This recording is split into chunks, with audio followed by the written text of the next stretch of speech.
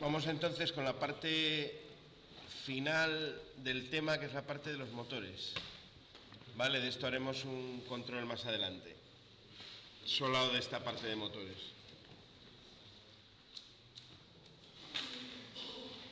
Bueno, los motores, veréis durante el curso que haremos mucha referencia a ellos, porque son, desde el punto de vista eléctrico, el receptor principal que tenemos en las instalaciones industriales. Hay otro tipo de receptores, hoy en día son más variados, pero el motor sigue siendo una de las principales cargas que voy a tener en los circuitos de fuerza. ¿Vale?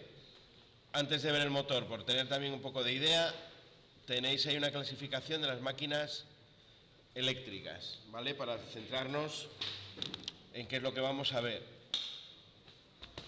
Aquí están, es resumido, no están todas las máquinas, pero sí todas las que están ahí son máquinas eléctricas y son importantes. Tenemos dos grandes grupos que son las estáticas por un lado y las dinámicas. Las estáticas, principalmente el transformador, es la más importante de todas. Podríamos decir, si se pudiese hacer esa clasificación, que la máquina eléctrica más importante por uso es el transformador, porque es la que hace posible la distribución de energía eléctrica como la conocemos, la que nos permite elevar la tensión para poder transportar, reducirla en las zonas de consumo para poder utilizarla en condiciones de seguridad. Y luego tenemos, dentro de esa categoría también, tenemos el autotransformador. El autotransformador es exactamente igual que un transformador, muy parecido, pero comparten una parte de la bobina del primario y el secundario, ¿vale? Cosa que en el transformador no ocurre porque está aislada completamente eléctricamente, ¿vale?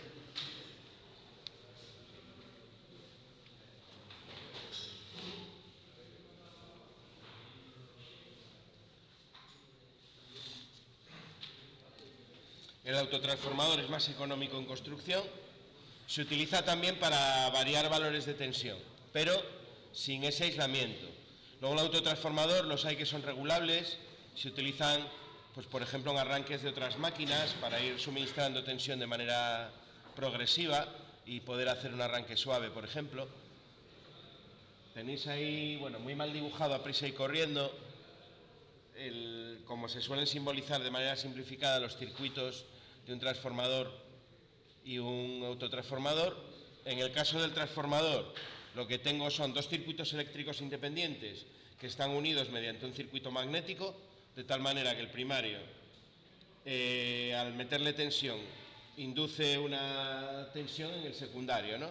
Genera un campo magnético, al alimentar con corriente alterna, como la tensión es variable, se genera un campo magnético que es variable en el interior del núcleo, y ese campo magnético variable, por el principio de autoinducción, induce una tensión en el secundario, en el otro devanado. Con lo cual, si yo tengo tensión en el segundo devanado y cierro el circuito, pues voy a tener circulación de corriente. Es una manera de transferir energía eléctrica del primario al secundario a través de campo magnético. Transformo energía eléctrica en campo magnético y luego en el secundario se transforma el campo magnético en energía eléctrica nuevamente. ¿Vale? Un transformador me aísla completamente el circuito del primario y del secundario, ¿vale? Si además lo hace de tal manera que me garantiza que incluso ante ciertas sobretensiones hay completamente un aislamiento eléctrico, hablamos de un transformador de aislamiento, ¿no? Pero en general todos aíslan, me separan circuitos. El autotransformador no, el autotransformador sería un devanado donde saco una toma intermedia para el secundario, de tal manera que parte de la transmisión de energía es por conducción eléctrica y parte es por magnetismo. Hay ese traspaso de energía de forma mixta, ¿no? No es todo transformado magnéticamente, sino que hay parte que se transfiere eléctricamente. Y luego, dentro de lo que nos ocupa ahora, que es el motor, estaría dentro de las máquinas dinámicas. Tengo grandes grupos: motor de corriente continua, motor de corriente alterna o motor de inducción. También se llama máquina asíncrona, con A adelante, máquina asíncrona, esa es la que vamos a ver. Y luego tengo otra máquina que es la máquina síncrona, sin la A. Máquina síncrona, la que vamos a ver nosotros es esta de aquí, la asíncrona. Y luego tengo, pues, el motor universal, por ejemplo, ¿no? el que lleva muchos electrodomésticos, que se alimentan interna, pero la parte del rotor funciona en continua. Es como un mix entre los dos, entre el motor de alterna y el motor de continua. El más utilizado, el motor de corriente alterna, el que nosotros vamos a ver en industria. Estoy hablando de aplicaciones donde necesitamos ya una cierta potencia. Hoy en día nos movemos en este campo de aquí. Las otras máquinas tienen también su utilización. Motores de corriente continua, ¿vale? Estos se utilizaban tradicionalmente por su capacidad de regular la velocidad de los motores a través simplemente de un reostato en serie, una resistencia variable que yo podía ir reduciendo y aumentaba la velocidad del motor, ¿vale? Eso hacía que se utilizase mucho porque cuando necesitaba regulación de velocidad, pues era muy fácil hacerlo con ese motor.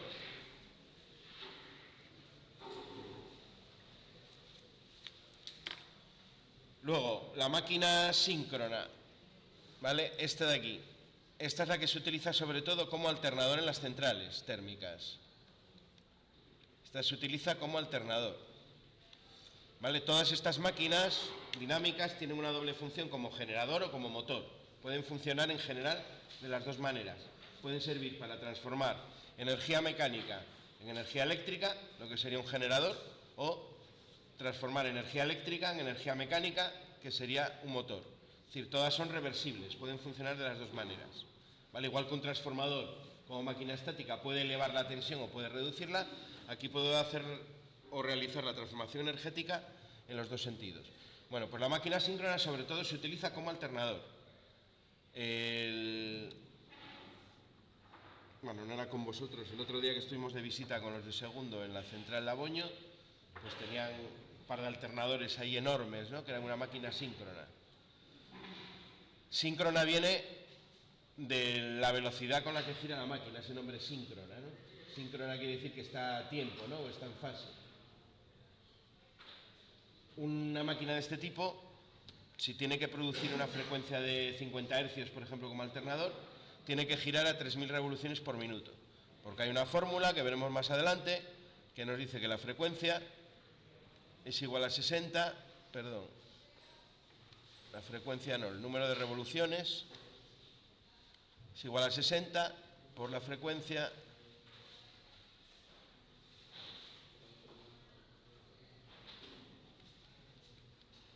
vale, y me sale, no es así la fórmula, no sé qué estoy haciendo, no, a ver, que la memoria aquí del, así, 60 veces la frecuencia partido del número de pares de polos me da la velocidad de giro de la máquina. La máquina síncrona de las centrales tiene un par de polos. Si multiplico 60 por la frecuencia de red que necesito, que son 50 Hz, me da justo las 3.000 revoluciones por minuto, ¿vale? A la que gira esa máquina.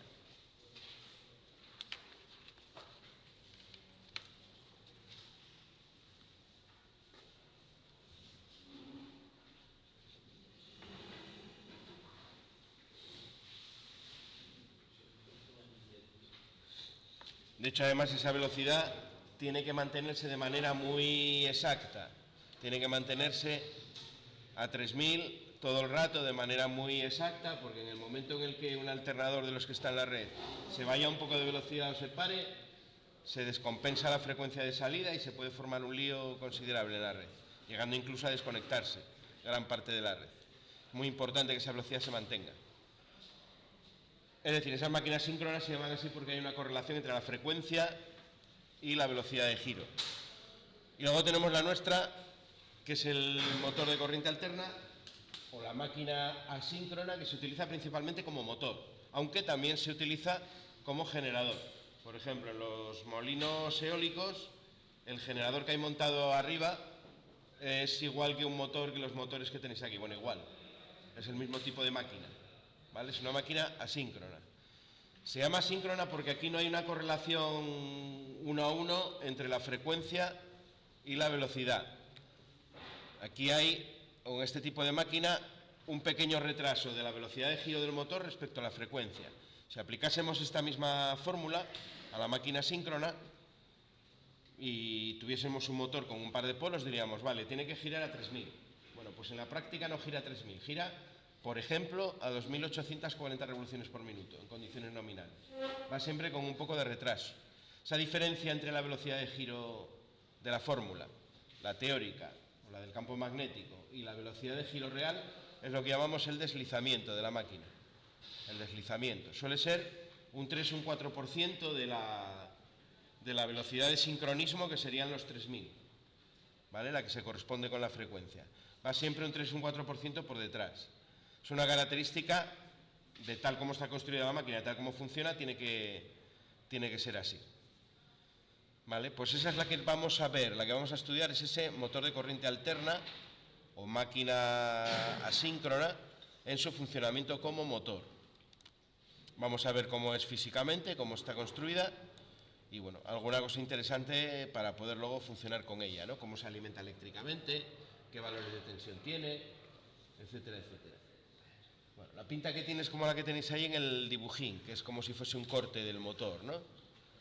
Bueno, ya los habéis visto, y alguno ya los ha conectado, ha trabajado con ellos. Es una máquina cuya principal ventaja, lo vamos a ver ahora, es su construcción sencilla. Es una máquina constructivamente muy simple. Tiene una parte móvil que va unida al eje, que sería el rotor, que es esa parte que hay en el medio. El eje va apoyado por dos cojinetes a ambos lados del rotor y luego una carcasa exterior con la parte del estator, que es, bueno, donde está el circuito magnético y los bobinados de fuera, no tiene más.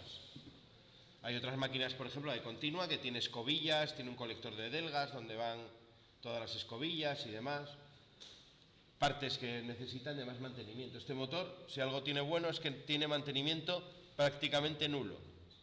Una limpieza de vez en cuando y poco más, ¿vale? ¿Hay que engrasarlo ni nada? Apenas hay que engrasarlos. Sí que, como cualquier parte móvil de una máquina, vas a hacer pequeños engrases, pero no es muy relevante. No es muy relevante. Si está funcionando bien y no tiene vibraciones, y apenas necesita engrase este motor. Necesita muy poco mantenimiento, pero muy poco, ¿eh? Cada X años una limpieza, a lo mejor, cosas de ese estilo, pero de hecho, bueno, hay motores de estos funcionando de manera continuada, años y años, sin limpieza, sin nada y sin que nadie mire para ellos, y siguen funcionando. Sobre todo si son antiguos. Los de hoy en día duran algo menos porque están calculados también un poco más al límite, ¿vale? Antiguamente se construía un poco más sobredimensionado, hoy en día van un poco más justos, pero siguen durando muchísimos años. Partes que tiene, rápidamente. El estator. El estator es como se llama la parte fija. Eso viene del inglés, lógicamente, ¿no? Hemos cogido la palabra estator sin la E de delante, la hemos españolizado, le hemos añadido una E de España y ya es español, automáticamente. El estator y luego el rotor, pues tal cual es en inglés, rotor, que sería la parte móvil, ¿no? Parte estática y parte móvil de la máquina. La parte estática tiene la carcasa exterior, cuya característica principal es que va a estar construida normalmente en tres piezas. Una parte central, que tiene unas aletas. Si miráis los motores luego que tenemos por ahí debajo, muchos tienen esa característica. Unas aletas que son para ventilar. La técnica de ventilación más sencilla que hay, pues son aletas para que el aire pueda circular alrededor del motor. De hecho, tiene en la parte de atrás un ventilador que va a hacer que el aire circule a través de esas aletas, ¿no? Por la parte externa del motor. Es la finalidad que tiene el ventilador que tiene montado en la parte de atrás. Y mientras más superficie expongamos al aire, pues más rápida va a ser la refrigeración de ese motor, ¿no? Que es la idea. Luego, la parte del circuito magnético, que serían como una especie de rosquillas de acero al silicio que forman un cilindro, ¿no? Algo como esto que hay dibujado aquí, un estilo a esto. Al final lo que se hace son construir un montón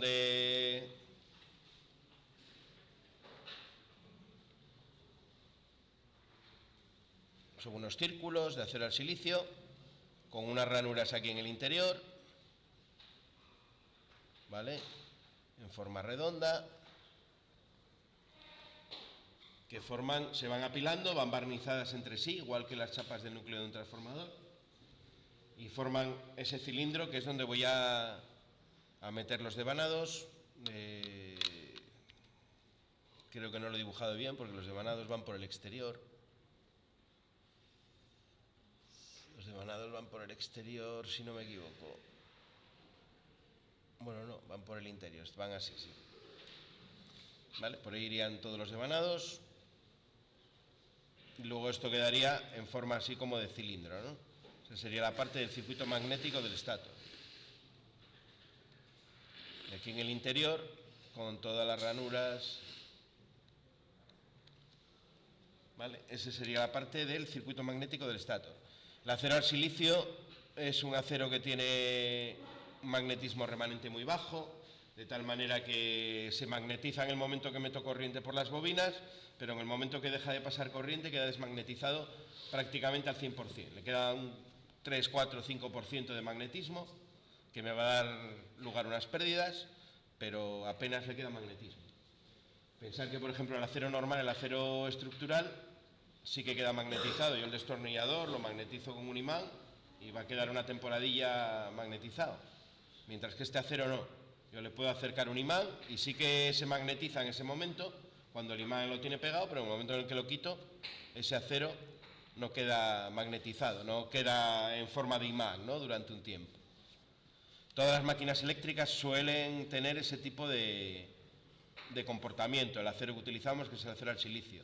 ¿Por qué? Pues porque si yo dejo magnetizado y estoy alimentando con una onda de tensión alterna, cuando alimento en sentido contrario para cambiar el sentido del magnetismo, voy a tener que desmagnetizar todo ese magnetismo que tiene dentro el metal, el acero, con lo cual voy a estar perdiendo parte del campo magnético que yo produzco en desmagnetizar el campo magnético que produje con anterioridad. Es decir, estoy produciendo pérdidas en la máquina, porque tengo que magnetizar, desmagnetizar. De esta manera, lo único que hago es magnetizar.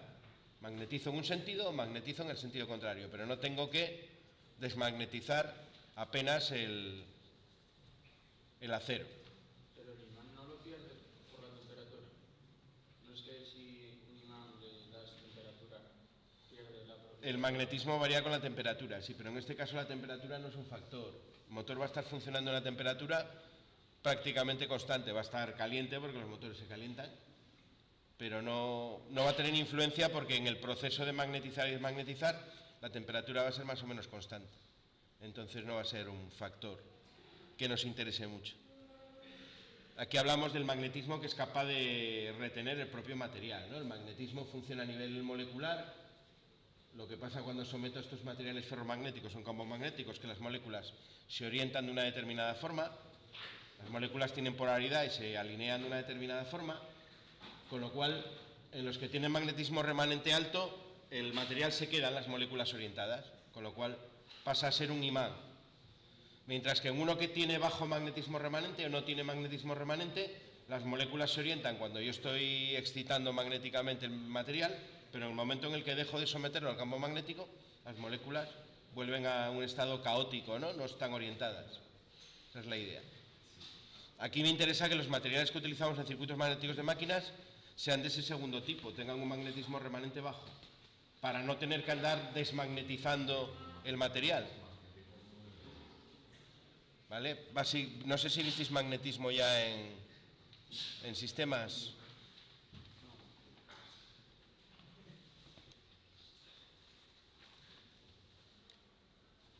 Bueno, vamos a comentar dos cosas de una manera muy rápida, y muy...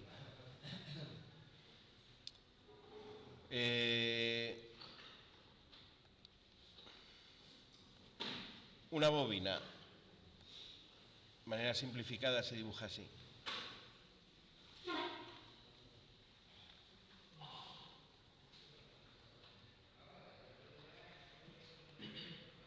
Yo le meto corriente y automáticamente aparece un campo magnético, ¿vale?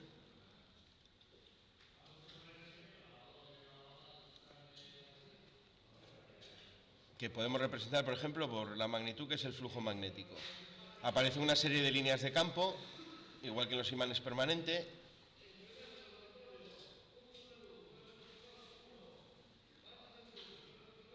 ¿Vale? Esas líneas, las que están más cercanas se cierran, las que están más alejadas pues se cierran, pero en el infinito.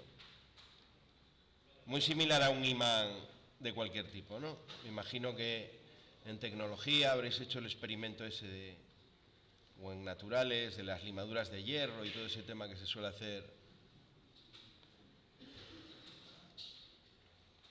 Vale, se forma ahí un campo magnético. Bueno, por aquí saldrían otras líneas. Bueno, muy parecido a lo que pasa cuando yo tengo un imán permanente con su polo norte, su polo sur, y que se forma también un campo magnético exactamente igual, ¿no? Con las líneas, tal, que lo puedo ver. Si pongo un papel con limaduras de hierro y meto el imán debajo, pues se van a orientar todas las limaduras y me van a permitir visualizar de cierta manera qué forma tienen esas líneas de campo magnético, ¿no? Las líneas de campo magnético son las líneas del espacio donde se manifiestan esas fuerzas. En un imán siempre lo dibujamos en 2D, pero lo tenéis que imaginar en 3D, ¿no? Sería todo alrededor del imán. Si yo ahora a estas líneas les doy la vuelta, pues no serían líneas, sino que serían superficies, ¿no? Más que de líneas de campo, tendríamos que hablar de superficies de campo, si lo ponemos en 3D. Bueno, lo mismo que hago en un imán permanente, lo puedo hacer con un electroimán. Igual que en el electroimán, yo aquí podría hablar de un polo norte de la bobina y un polo sur de la bobina. Por el polo norte salen las líneas de campo magnético, por el polo sur entran las líneas de campo magnético. ¿Vale? Bueno, ¿qué pasa en una máquina? ¿O por qué tenemos un núcleo magnético en las máquinas? Bueno, si yo tengo esta misma bobina, pero ahora en vez de alimentar un núcleo de forma cilíndrica, por ejemplo, pongo un núcleo de esta forma, en forma completamente cerrada,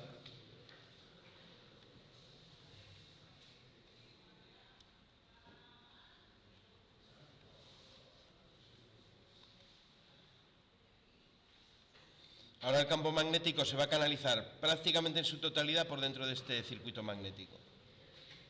¿Vale? El flujo lo voy a tener por ahí. Voy a tener un pequeño campo magnético que se me escapa por aquí, es lo que llamamos el flujo de dispersión, pero como el material que yo tengo en ese núcleo es un material ferromagnético, tiene mucha más permeabilidad, que es la magnitud que me mide la capacidad que tiene un material para magnetizarse, pues aparecen un montón de líneas de campo por el interior del núcleo, porque sus moléculas se orientan con mucha facilidad. El aire, en cambio, es mucho más difícil de magnetizar, no es un material ferromagnético. Por eso aparece un campo magnético y además el campo magnético, mientras más ferromagnético sea el material, más intenso va a ser. ¿Vale? Si yo tengo aire, voy a tener un campo magnético pequeño en la bobina, pero si le meto un núcleo de material ferromagnético, el campo magnético va a ser mucho más alto. ¿Por qué? Pues porque la propia orientación de las moléculas del material va a estar incrementando el magnetismo. ¿Vale? Está contribuyendo al campo magnético total. Eso pasa en todas las máquinas eléctricas. Le meto un núcleo de material ferromagnético para incrementar el campo magnético que produce la bobina. ¿Vale? Porque en el funcionamiento de estas máquinas el campo magnético es el elemento principal, el elemento que transmite la energía y que consigue que la máquina funcione pues como tiene que funcionar. ¿Vale? Materiales entonces ferromagnéticos, aquellos que conducen con facilidad líneas de campo magnético. Incrementan el campo magnético producido por las bobinas. Es decir, me permiten crear lo que llamamos un electroimán. Bueno, pues voy a tener en la máquina uno en la parte del estator y la parte del rotor también va a tener su circuito magnético, sus chapas de acero al silicio, con otra forma distinta, pero exactamente de la misma composición desde el punto de vista del material. Bueno, luego en el estator, ¿qué más tengo? Tengo el devanado inductor, ¿vale? Que en estos motores van a ser 3 devanados, es decir, va a ser una carga desde el punto de vista eléctrico trifásico, 3 devanados, 3 fases desfasadas en todo lo que es la superficie del estator, 120 grados.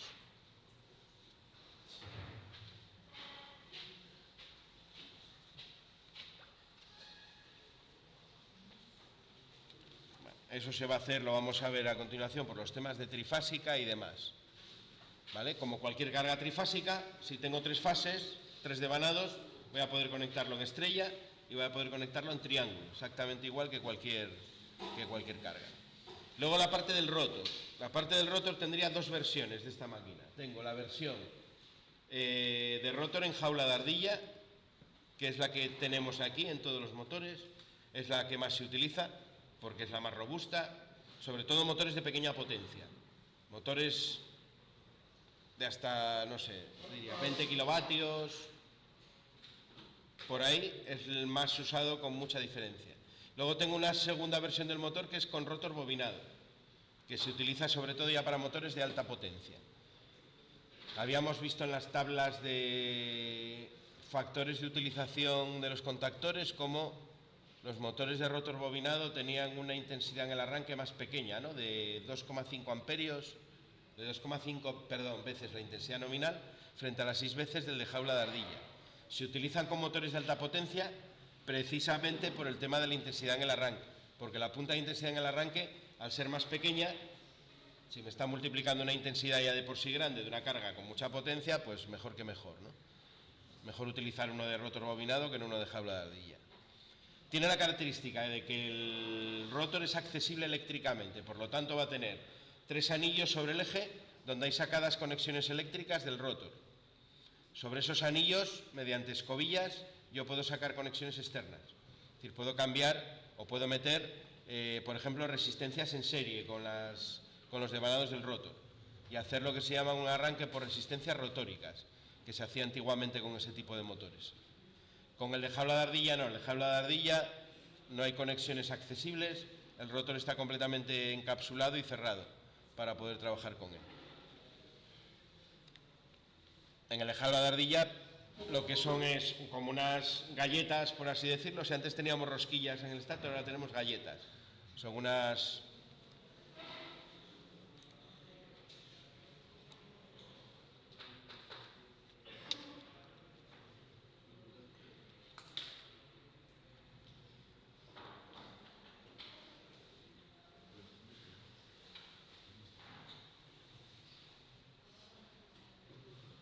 Es así en forma circular, con una serie de ranuras y luego dentro el hueco para pasar el eje, ¿no?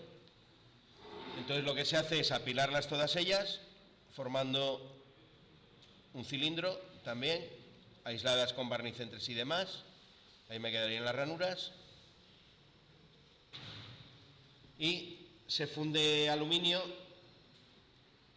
se inyecta aluminio fundido, se mete dentro de un molde, se funde aluminio sobre ese núcleo de material ferromagnético, de tal manera que me va a quedar todo unido eléctricamente por aquí me va a quedar unido, ahí va a quedar como un anillo de aluminio y todos los huecos se van a rellenar con unas barras de aluminio que van a quedar dentro de los huecos, ¿vale? Ese aluminio es lo que se llama la jaula de ardilla, es lo que da nombre al motor. Porque si prescindiésemos de la parte del material ferromagnético, de las galletas, entre comillas, de acero al silicio, me quedaría como una jaula.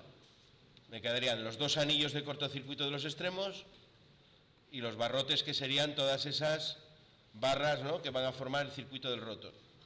Me quedaría como si fuese una jaula. En este caso el circuito entonces van a ser barras de aluminio que están fundidos sobre el propio núcleo ferromagnético con 2 anillos que las unen todas por los laterales, por los extremos, que son los anillos de cortocircuito. Ese es el circuito eléctrico que tengo en la parte del inducido o del rotor. ¿Vale? Aquí no se ve muy allá porque esto está ya fotocopiado de fotocopia, pero la pinta que tiene es, bueno, ves el canto de toda la parte del núcleo ferromagnético con unas líneas, que es lo poco que se ve de las barras de aluminio. Y estos anillos que hay aquí en el lateral, que son de aluminio también, son los anillos de cortocircuito. Y todo eso con el eje de acero que lo atraviesa por el interior. Luego tendríamos aquí los cojinetes en los 2 extremos. ¿Y qué más tenemos? Bueno, el cierre, hay una tapa que me cierra por la parte de adelante. Y en la parte de atrás lo que tengo es un ventilador. El ventilador lo que hace es circular el aire por donde os marcan las flechas de color verde, por el exterior de la máquina, ¿vale? Por el interior no puede circular el aire. Tampoco me interesa porque si hiciese circular el aire por el interior de la máquina, lo único que haría sería llenarla de polvo, con lo cual me obligaría a tener que limpiarla con frecuencia. Entonces la máquina va cerrada, de tal manera que ni siquiera polvo apenas va a entrar en el interior de esa máquina. Y el aire lo que hace es pasar por aquí, entre las aletas de la carcasa para ventilar, ¿no? Son motores que son autoventilados. Por eso veremos cuando trabajemos con variadores, como cuando hago girar el motor con un variador a muy baja velocidad, ojo, porque el motor puede recalentarse. El motor ya no está ventilando muchas veces como debería. Por eso y por la electrónica del variador, muchas veces a baja velocidad la fuerza que puede hacer el motor, el par que puede ejercer, va a ser bastante más pequeño que el par nominal. ¿No puedes hacer un motor que vaya, o sea, que no vaya rápido pero que vaya fuerte? Se puede hacer y se iba haciendo muchos años por medios mecánicos, con una reductora. Tú le acoplas una reductora mecánica al eje del motor y puedes hacer que vaya a la velocidad de salida que te dé la reductora, ¿vale? Pero hablando, por ejemplo, de aplicaciones donde electrónicamente yo quiera variar la velocidad del motor, siempre tengo un condicionante de par motor a baja velocidad que es difícil de salvar. Ahí tengo un problema. Si necesito tener a muy bajas vueltas mucho par, tendré que pensar en una reductora, algo de tipo mecánico, ¿vale? De todas maneras, os suelen dar a partir de mitad de revoluciones del motor, os suelen dar ya el par nominal, la fuerza de giro, por así decirlo, nominal a partir de la mitad de la velocidad. Imaginaos un motor que os gire a 2.800 y pico vueltas nominales, pues a 1.000 y poco, a partir de 1.000 y poco tenéis la velocidad nominal, ¿vale? Lo cual está bastante bien.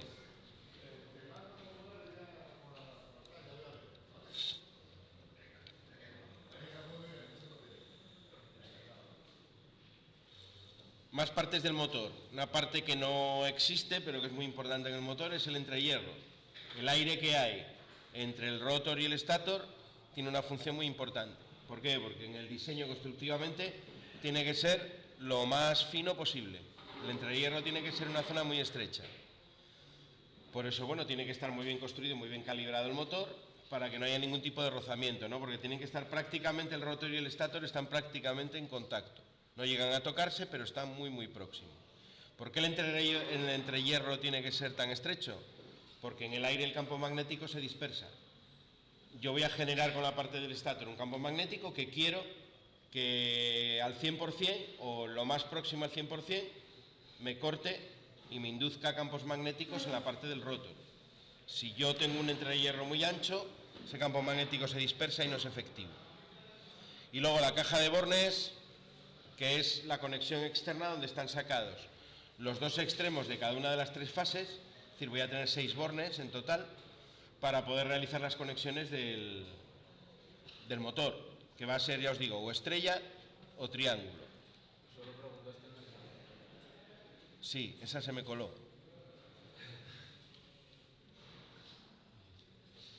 Estuve quitando algunas que tenía de motores, pero esa se me pasó. Pero bueno, lo vamos a ver ahora, ya veréis qué fácil es eso.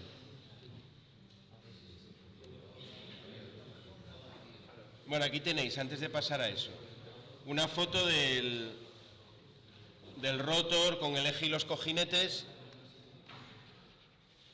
de un motor de jaula de ardilla. ¿Veis esas líneas que hay más claritas que cruzan? Son las barras de aluminio que están dentro de la parte del circuito magnético. Luego tengo aquí en los extremos los cojinetes, ¿vale? Y el eje que pasa por el medio, ¿no? Y aquí los anillos de cortocircuito.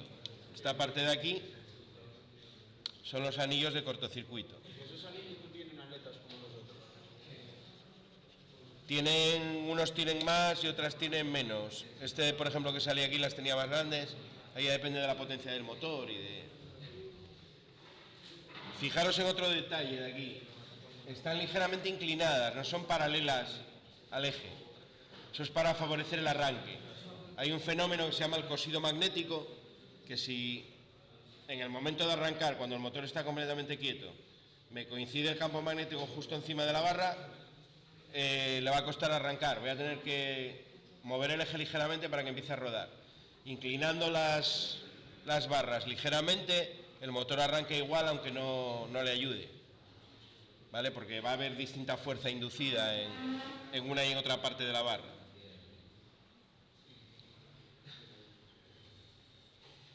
Bueno, la caja de bornas. Esto es de todo lo de los motores lo más importante, porque es la duda que siempre tenemos a la hora de conectar.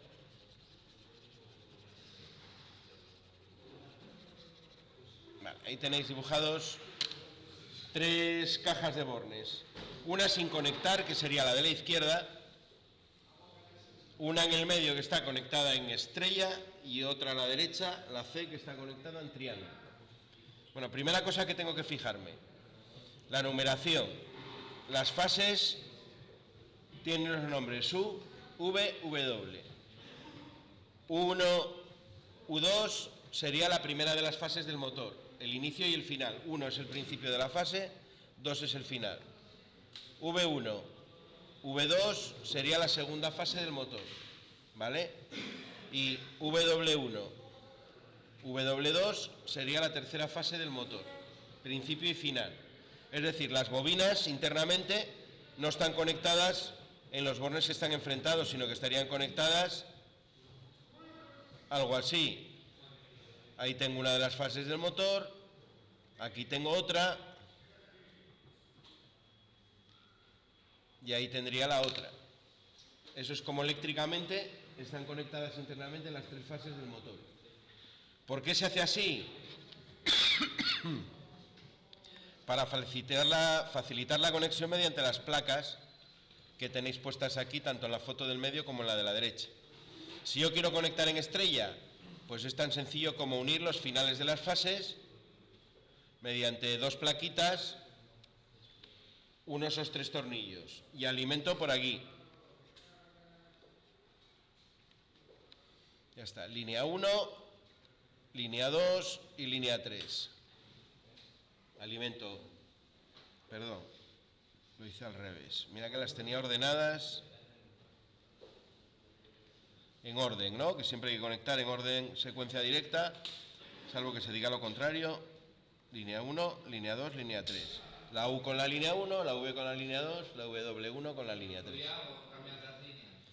Si cambias las líneas, tienes alta probabilidad de cambiar el sentido de giro. En cuanto intercales 2 en diferente orden, el sentido de giro del motor te va a cambiar.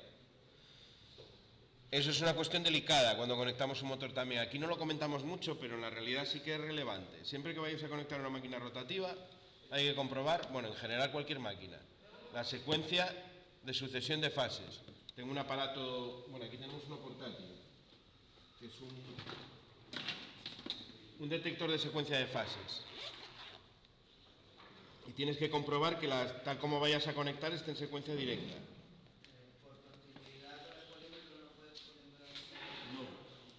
Con el polímetro no puedes medir la secuencia de fases. Vamos, a mí no se me ocurre de ninguna de las maneras. No, porque al final el polímetro lo que te mide son valores eficaces siempre. Y aquí estamos hablando del orden con el que se van sucediendo las ondas en el tiempo. Entonces el polímetro no me da ninguna información. Para esto necesitamos un aparato específico como este. Este sería uno de tipo portátil. Son 3 ondas que vienen numeradas, como línea 1, línea 2, línea 3. Las pongo en el orden y aquí me va a decir si estoy en secuencia directa o en secuencia inversa. ¿Vale? Si estoy en secuencia directa, conecto línea 1 a la U, línea 2 a la V, línea 3 a la W. Siempre hay que hacerlo respetando ese orden. Si no, corro el riesgo de que están 2 cambiadas. Si está en secuencia inversa es porque 2 están cambiadas. En el tiempo las fases, en vez de repetirse como línea 1, línea 2, línea 3, línea 1, línea 2, línea 3, se están sucediendo como línea 1, línea 3, línea 2. ¿Y luego las 3 cambiadas?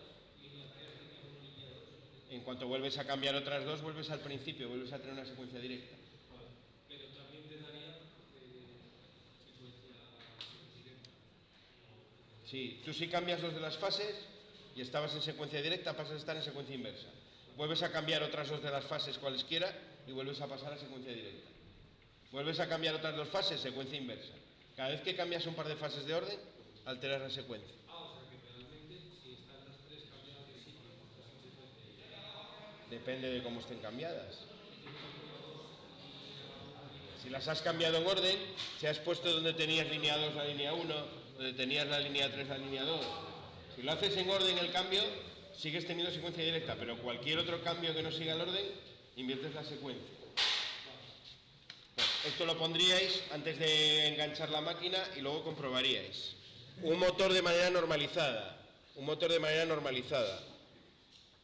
Si lo miráis desde la caja de bornes hacia el eje, mirando desde la caja de bornes hacia el eje, tendréis que ver que el eje gira en el sentido a derechas, es decir, en el sentido de atornillar, en el sentido de apretar un bote. Hay motores que vienen construidos al revés, que tienen para girar en sentido contrario, pero bueno, en las especificaciones del motor lo señala.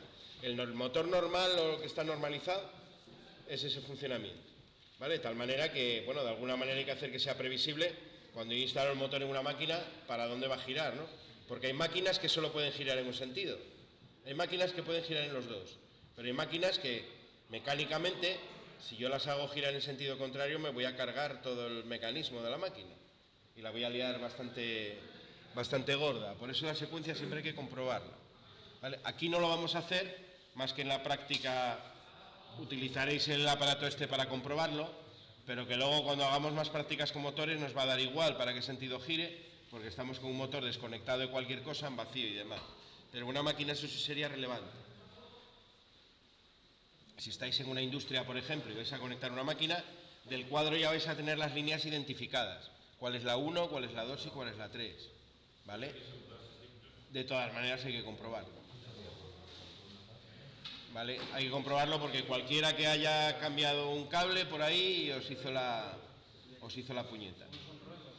Entonces yo lo que haría sería, de la línea que os salga hacia el motor, comprobar con el medidor que efectivamente la secuencia es la que tiene que ser.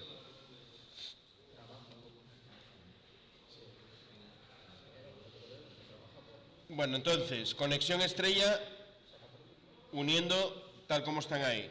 Si quiero hacer una conexión triángulo, sería tan sencillo como, en vez de unir las salidas, lo que hago es poner las plaquitas en los bornes que están enfrentados.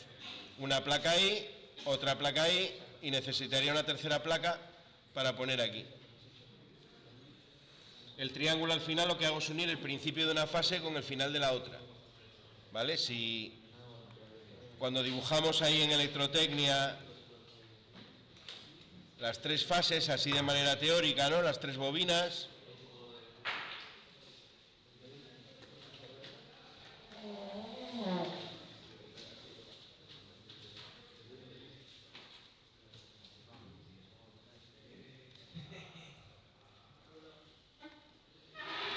¿Qué estoy haciendo cuando estoy poniendo aquí las placas? Pues estoy uniendo el 1 con el W2. Estoy uniendo el 1 con el W2. Estoy uniendo el U2 con el V1. Y el V2 con el W1. Lo que he hecho es el triángulo de esa manera que hemos dibujado. Sí, y alimentaríamos por la parte de arriba por los unos, ¿no? Esa sería la conexión triángulo. Al construir con las mismas distancias los tornillos en un sentido que en el otro, con la misma placa cambiando, yo puedo cambiar la conexión. ¿Vale? ¿Se entiende esto?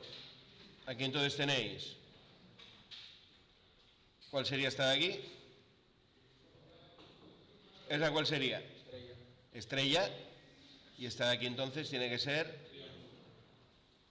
el triángulo, ¿no?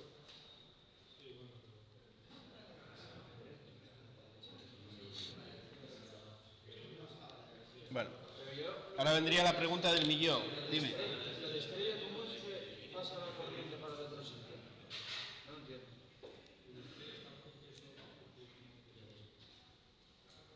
¿Visteis trifásica ya? ¿Cómo que no? Vimos un poco.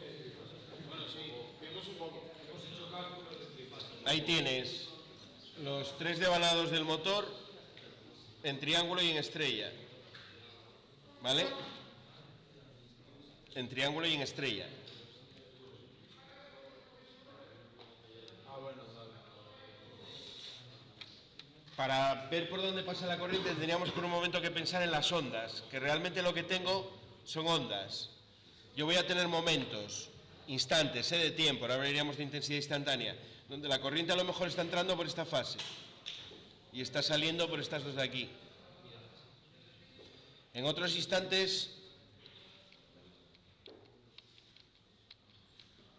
pues a lo mejor tengo corriente que me entra por una fase y me sale por la otra y la otra no tiene nada.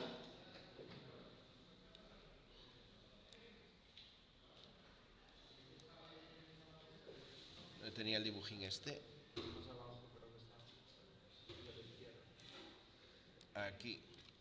Habrá momentos donde la corriente esté entrando por aquí y esté saliendo por aquí y aquí tenga corriente cero. Depende de las ondas. Si miráis aquí, bueno, las tengo por aquí dibujadas.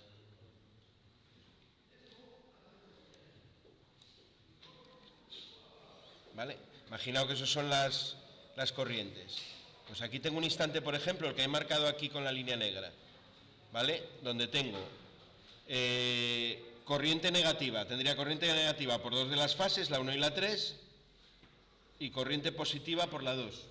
Es decir, y además sería el doble justo.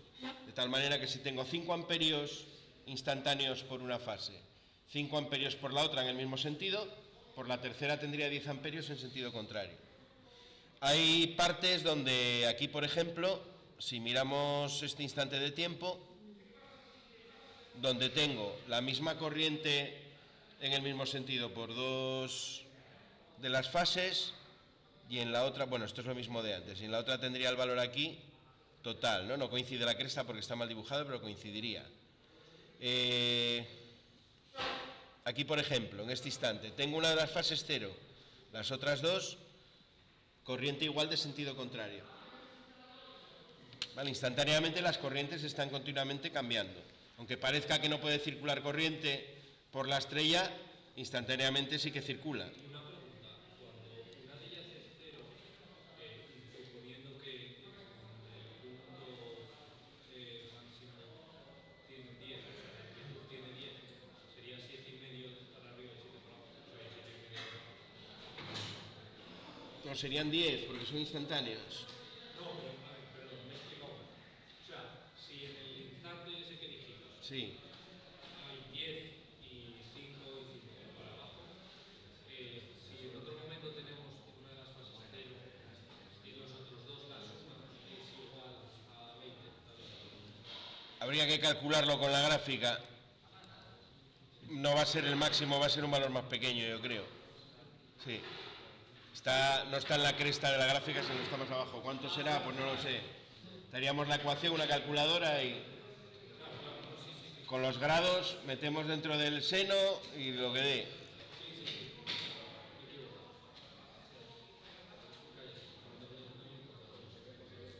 Bueno, esto es la magia de la trifásica y la magia de la corriente alterna.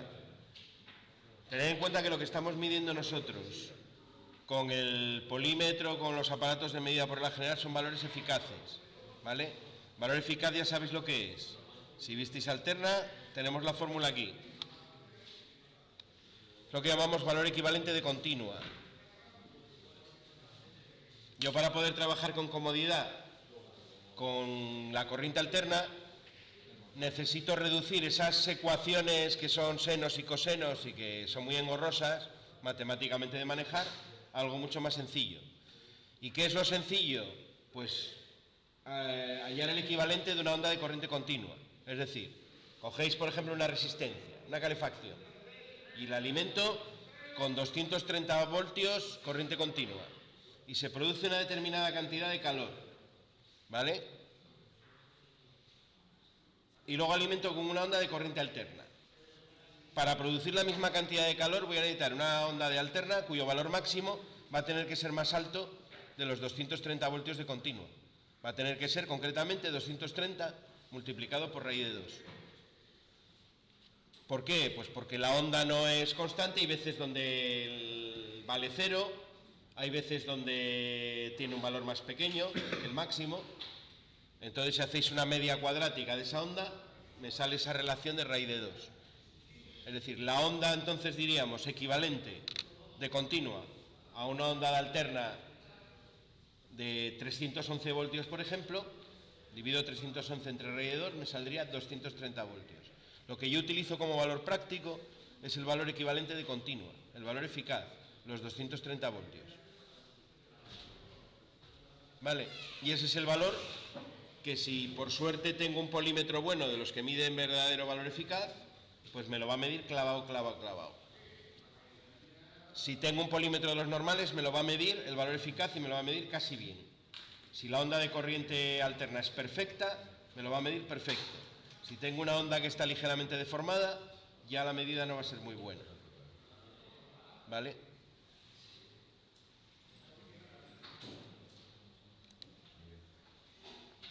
Bueno, ¿se entiende esto más o menos? Es que si no habéis visto trifásica, esto puede ser durillo de digerir.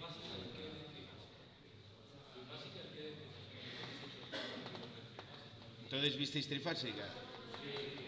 ¿Cómo van las ondas? ¿Cómo va lo de los vectores? ¿Cómo se representan?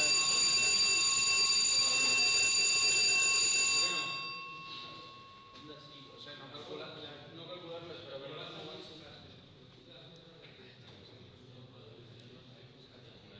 Bueno, hoy vamos a ver hasta aquí. Vamos a coger ahora los tableros y vamos a hacer taller.